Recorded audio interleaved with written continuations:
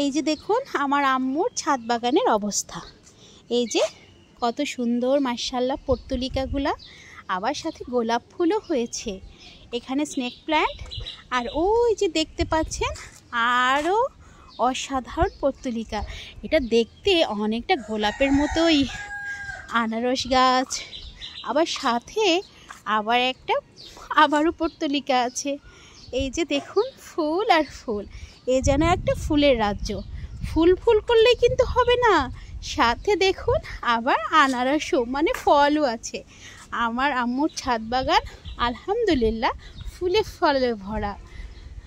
আর আপনাদেরকে আরও একটা মজার জিনিস দেখায়, দেখলে আপনারা অবাক হয়ে যাবেন।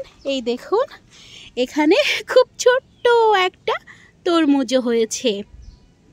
সবাই কিন্তু মাশাআল্লাহ বলবেন, কারণ মাশাআল্লাহ বললে আল্লাহ বরকত দেয়।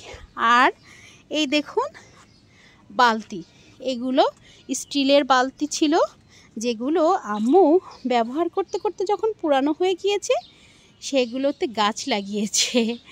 আর দেখুন সেই গাছটাতে আবার ফুলে ফলে ভরে গিয়েছে।